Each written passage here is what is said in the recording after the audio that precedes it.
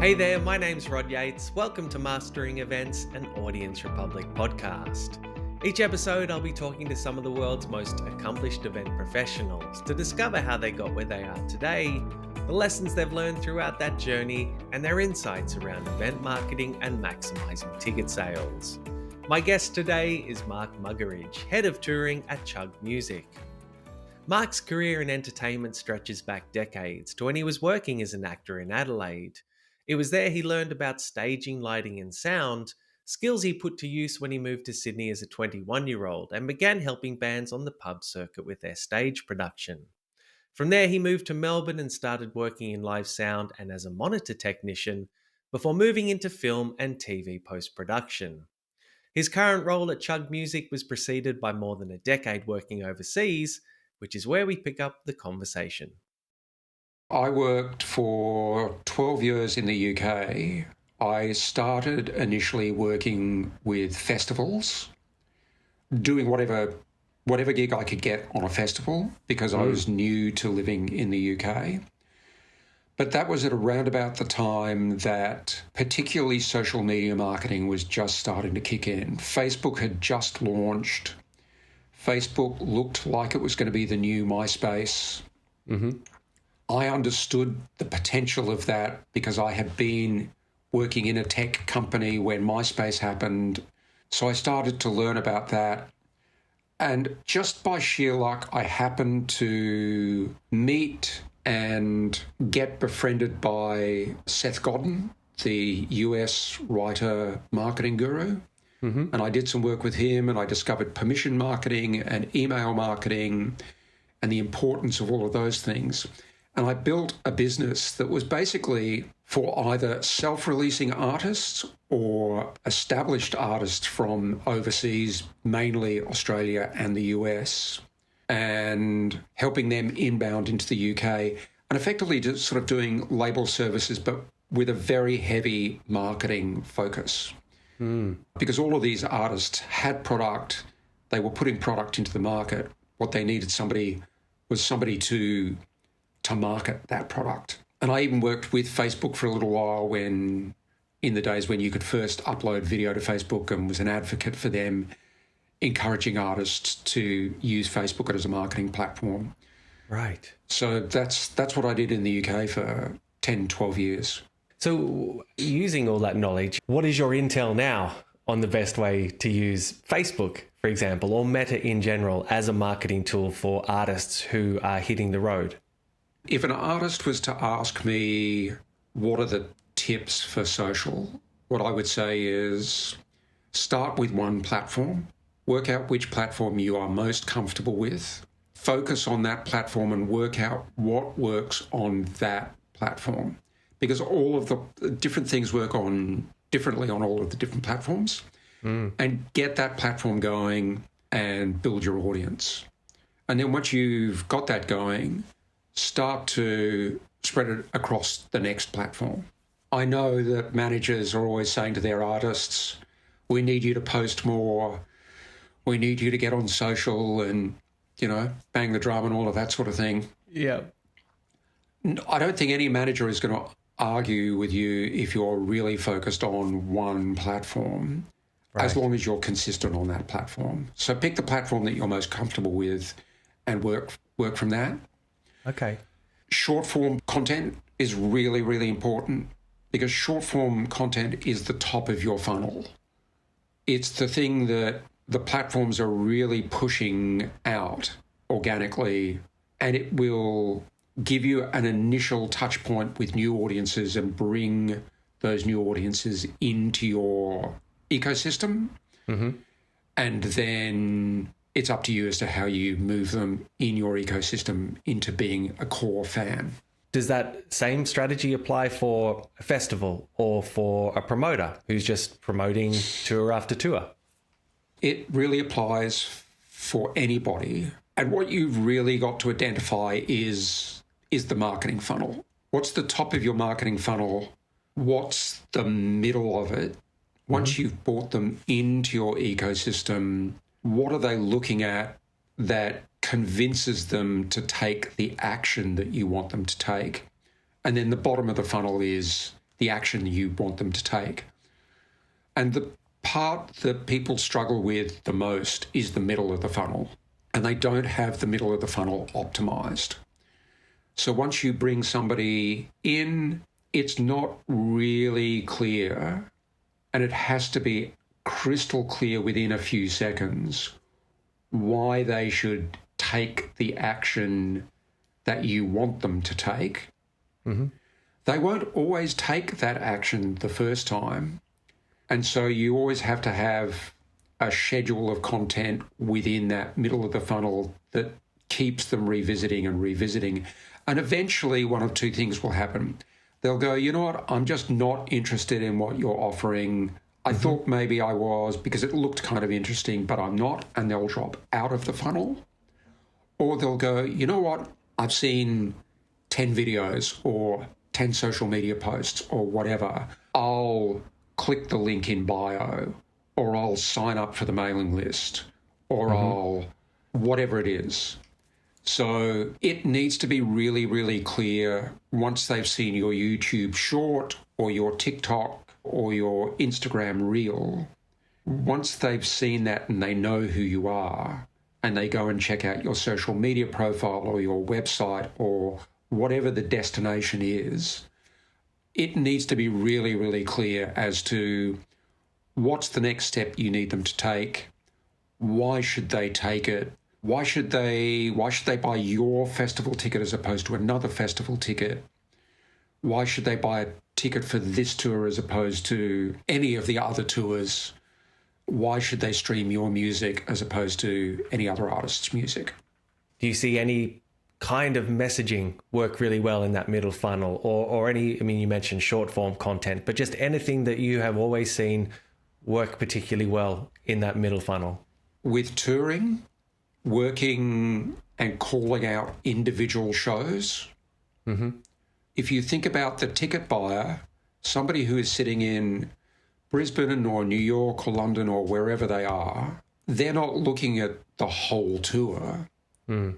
They're looking for, is there a show in my city? And if you put a social media post up that says, hey, Brisbane, we're going to be in your city next week, we're going to be at this venue, it's that hit of recognition. They're going, oh, that's where I live. I know that venue. I've been to that venue.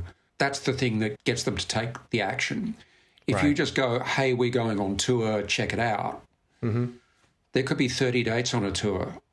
29 of those dates are probably irrelevant to me, unless I happen to be, going to another city on a particular date and are they going to be there, sort of thing. So calling out individual shows is a big thing, and just constantly showing people what's going on the road.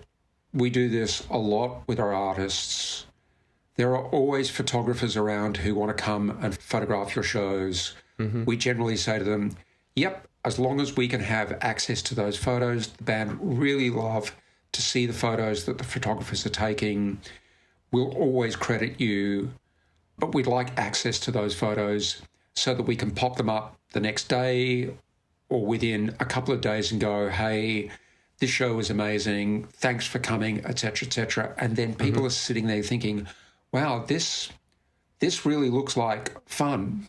We should be going to see this artist. You mentioned calling out particular dates. I guess at the beginning of a tour, for example, you may announce the tour and just put all the dates up there.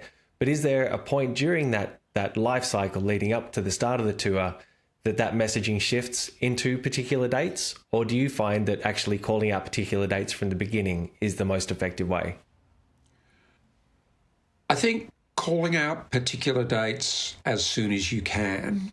It doesn't always make sense if we run a lot of tours that run for 3 or 4 months. So calling out particular dates that are 4 months away might not make sense. But really starting as soon as possible. And obviously your ticket sales are telling you this as well. Constant monitoring of ticket sales, and you know which markets are firing and don't need as much attention, and you know which markets are not firing and need more attention. And so then you start calling those shows out and you start reaching out to those promoters and going, you're on the ground there. What can we do? Is there local media? Are there assets that we can give you? How can we start to focus on this particular show and try and boost this particular show? Right. What do you think the key elements are that promoters and festival organisers must get right to launch a successful pre-sale campaign?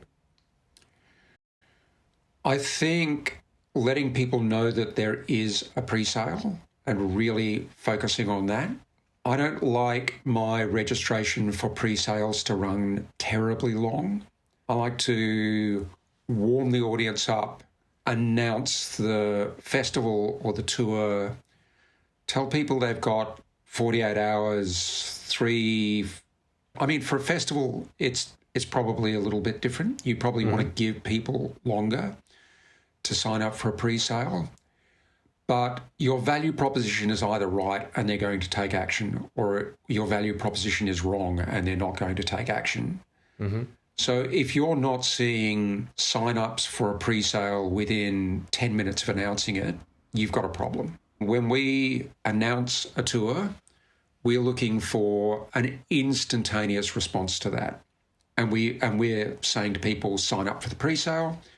We're literally looking for a response in the first 2-3 minutes. Right. How do you make sure you get that? What do you do to make sure? You said the value prop has to be right, but what are the most effective ways of communicating the value prop? Working out what it is that the fans really, really value. We did a campaign recently with teenage dads where, from going to the shows, I knew that a very high percentage of their core fan base really values being at the front.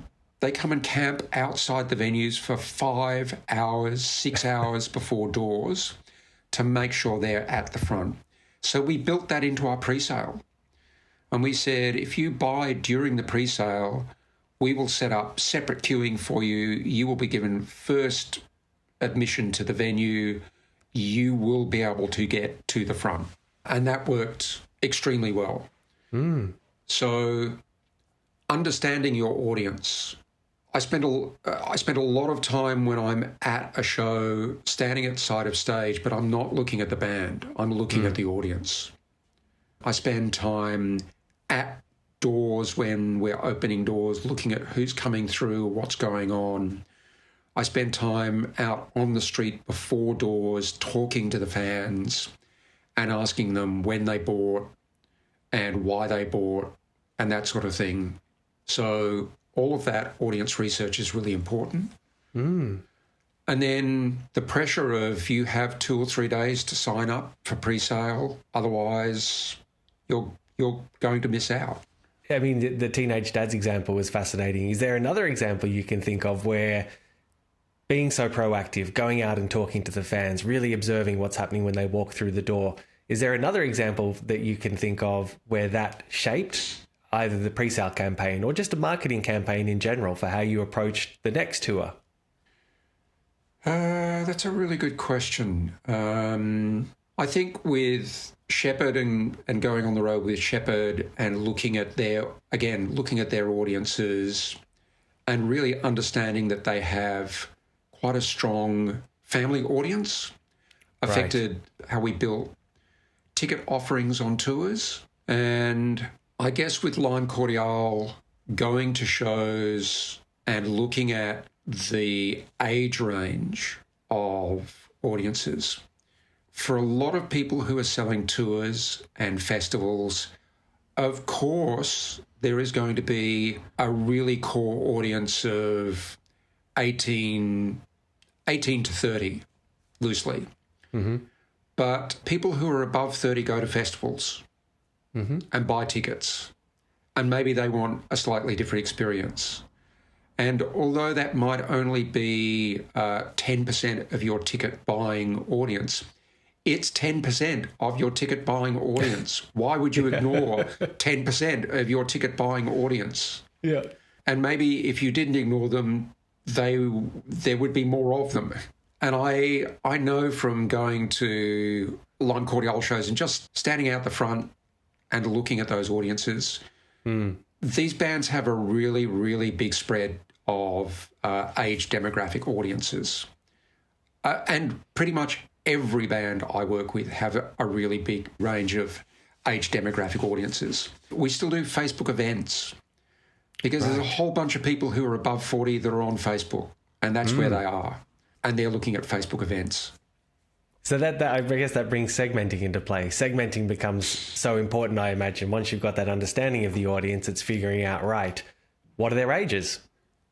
So segmenting, I know there's been a lot of talk just in the last few weeks about superfans and things like that. You have to think about the fan journey. So fans go from, I've never heard of your band, to I know a bit of your music, but I don't know what the band's name is, to, okay, now I know, oh, that's that band. Okay, I'm connecting a band name or an artist name with some music now. I'm in the artist's fan base, but maybe not fully committed. I'm a core fan. You don't need to sell me tickets or vinyl. You just need to let me know that it's available. And identifying where the fan is in the journey and helping them recognize where they are in the journey is really, really valuable. And so one of the battles that we have in the music business is the segmentation of, or the siloing of our data funnels. Right. Your ticket buying data is in one silo, your merch buying data is in another funnel, your email signups are in another funnel. You need to start bringing these databases together and recognizing who are the fans that are intersecting with your marketing at multiple touch points and working out how you treat and talk to those fans differently. Right. Email signups, you mentioned email just there, which you know is always very interesting to get people's opinions on how important email is in terms of the marketing they do. How important are mailing lists to the marketing work that you do, and what is the most effective way to get people to sign up to those lists? Email is supremely important. People have been talking about the demise of email for over 20 years now, and it's still here. It's important because it's first-party data. It's data that you own. Although you're not going in and spying on the fans, you have their name. You must have their telephone number now. That's really important because the combination of email and SMS marketing is supremely important now. Pre-sale is a really good way to get people onto your email list, of course. And then exclusive merch drops is a really good way to drive email signups. And it's different for every artist. There's no one thing that you can say, this will work for everybody, because every artist and every fan base is different. Sure. So you've really got to look at the artist that's in front of you and work out where they are in their development and the growth of their database. The other thing that I think a lot of marketing teams forget is once you've activated and once you're growing your database, your email list, use your emailing list. A lot of artists and teams only use their emailing list when they're trying to sell a tour or have a new album out. You need to be using it more regularly, and you need to be developing offerings such as exclusive merch drops to regularly reach out to fans so that they recognize your emails when they arrive. And I guess giving the fans value in the emails is important. That plays into that idea of not just always asking them for something, you're actually giving them things as well. You're giving them content. Yeah, absolutely. And, that rich treasure trove of shows from photos, you can put them up on your website in a place that nobody is finding them, and you can reach out to your database and sort of say, this is for you guys. We're not sharing this anywhere else other than here. There's all sorts of imaginative things you can do with email. You just need to work out what's right for your artist. And I've worked with artists who just regularly blog on their emails and talk to their fans about what's going on in their lives and all of that sort of thing. It doesn't work for every artist, but it certainly works for some artists. Okay. How often is too often to email your database about a tour? Too often is when you don't have anything new to say. Right. Or new to offer. If you're just constantly going back with, we're going on tour, we're going on tour, we're going on tour, then it's the same email several times over. I mean, we were talking about pre-sale campaigns. During a pre-sale campaign, we will often email before the pre-sale campaign to let people know it's coming up, at the start of the pre-sale campaign to let people know it's started, in the middle of the pre-sale campaign to let them know how many hours left they've got until the pre-sale closes, at the end of the pre-sale campaign to tell them when GA, general ticket sales, is starting, at the start of general ticket sales, and then a follow-up to tell people which shows are selling fast. Right. And that's 6 emails in a sequence in a very short period of time, but all of which are presenting the fan with, giving them value, because it's telling them what's going on and how they should respond and when they should respond and all of that sort of thing. Yeah. Do you have a ballpark percentage figure that you like to try and reach during a pre-sale campaign in terms of how the percentage of sales sold? At least 20% of tickets, but that includes the first day of general sales. Because a lot of people will see your pre-sale marketing and they sit there and go, I'm not going to get sucked in by this. I'm going to wait until the general sales. Right. And then they buy on day one of general sales.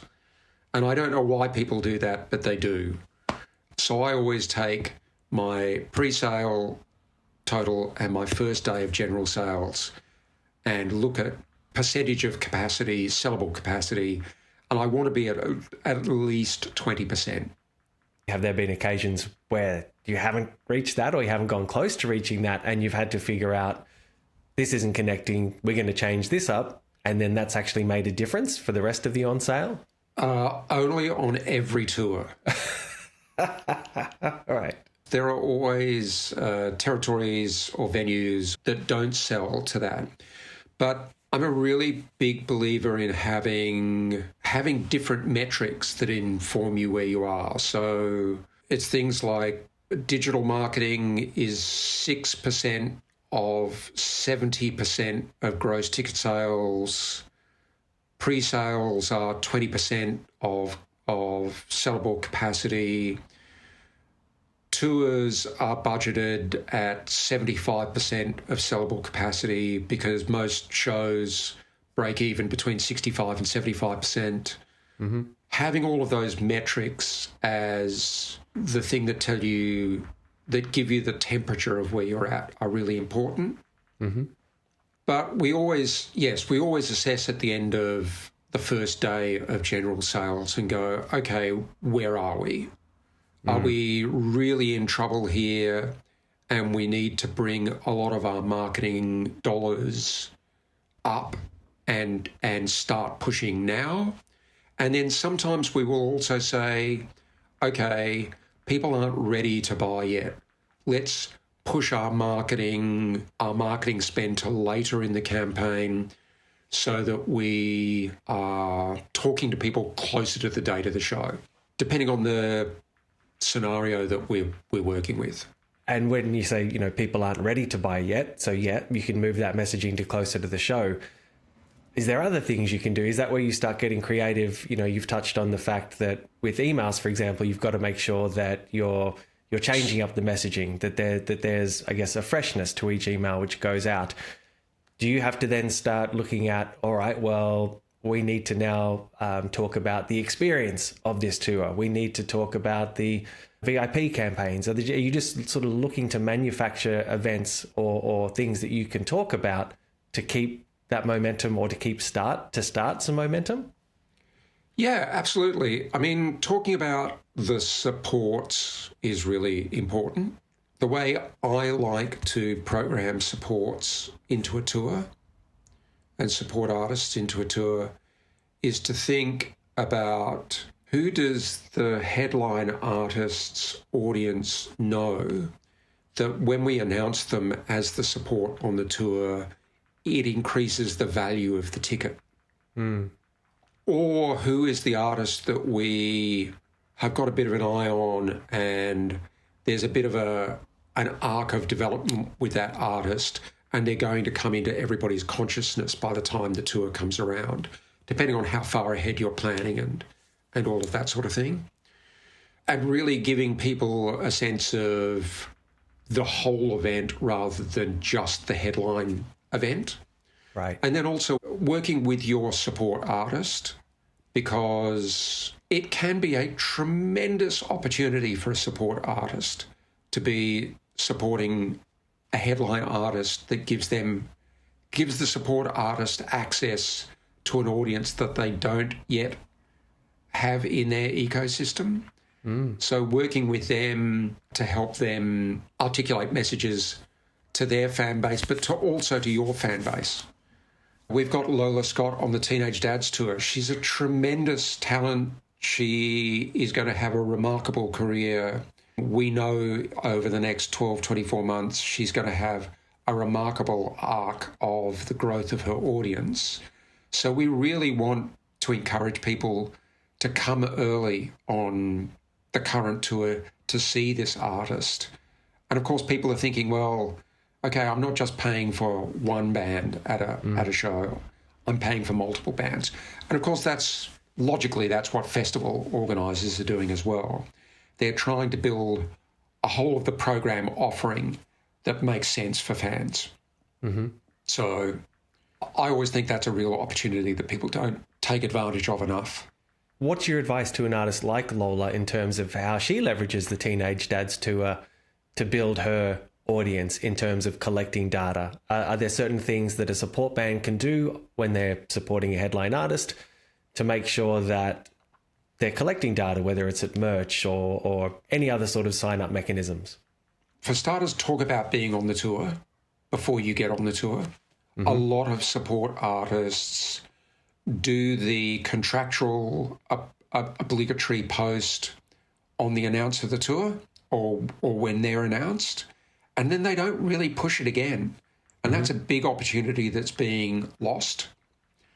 I know it sounds like a very odd thing, but have a merch offering. Even if it's just one item, have a merch offering so that people who are at the show that go to the merch desk have the opportunity to buy a piece of your merch and therefore begin to identify as your fan. Mm-hmm. Somebody who buys your T-shirt has just identified themselves as your fan. And ask people to connect with you on socials and sign up. I worked with one artist who I said to him, listen, have your phone sitting on top of your guitar amp and at one point pick the phone up and hold it up and say to everybody, hey, get your phones out, connect with me on Instagram. Right. And he was picking up 200 followers a night. Really? Just by asking. Just ask people to do it. It's simple. If you don't ask, you don't get. What factors do you take into account when determining the sweet spot for a ticket price? Something which I imagine is becoming more and more difficult with things such as cost of living. Cost of living is a big issue. But looking really longer term, you need to look at who else is in the market and what are they charging for their ticket prices. And then you need to set your ticket price so that your shows earn money for the artist. It's no use pricing so you make a loss. And then you need to find a balance between those two things. It's no use pricing so high that you're out of kilter with artists who are at a similar level. Look at the venues that you're going into. What are the ticket prices for shows in the venues that you're going into? That's one thing that we do. And then look at your costs on the tour and try and cut your costs so that you definitely make a profit. Do your budgets, as I said, on 75 or 60% or something like that, so that if you achieve above that, it's a bonus. But if you don't achieve above that, you're sustaining your career. You're not losing money, because it's a career killer for artists. They just can't afford to go on the road and tour. And you use a kind of a combination of that matrix of what the market will bear in terms of what people are able to pay, what it's going to cost you, and you're still able to put on a really good show. Has the margin for error in that pricing become slimmer? I don't think there have ever been fat times in in touring in that regards. And touring is much like every other part of the music business in that you need every single revenue line firing in order to make it work. So your pre-sale needs to work, your tour marketing needs to work, your marketing in that all-important last 7 and 14-day run-up to the show need to work. Your merch offering needs to work. Your budgeting needs to be, have a budget. I speak to so many really new bands, and they can't tell me what it costs them to put the band on stage.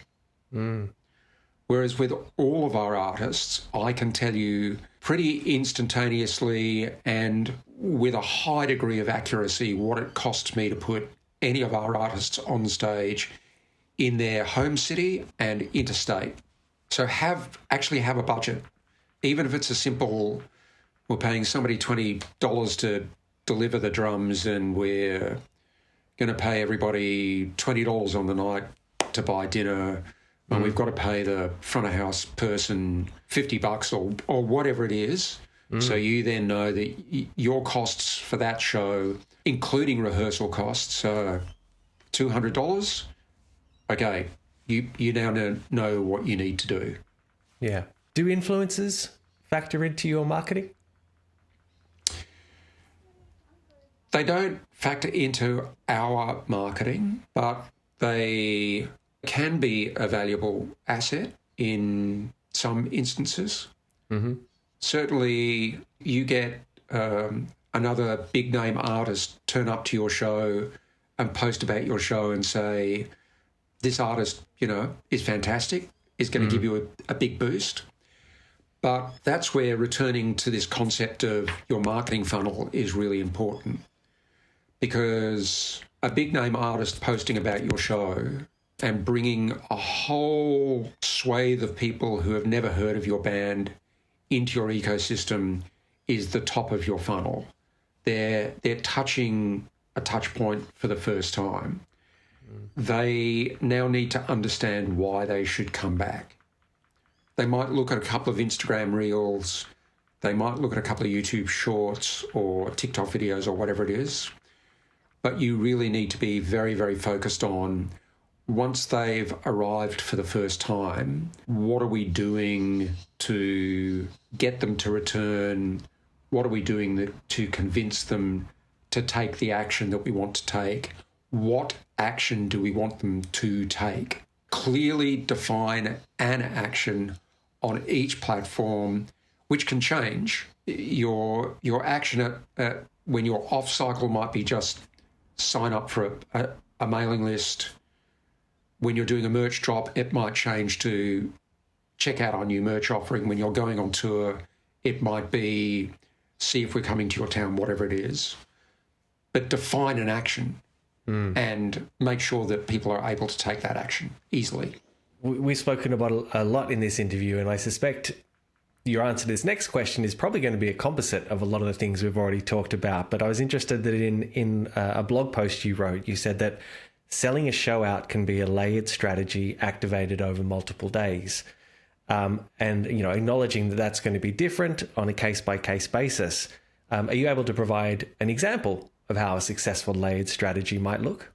It's your start of campaign, your pre-sale campaign, leading into content which gives people an understanding of what the tour or show or festival is going to be, to a series of individual marketing actions that might only appeal to, each one might only appeal to a particular part of your audience.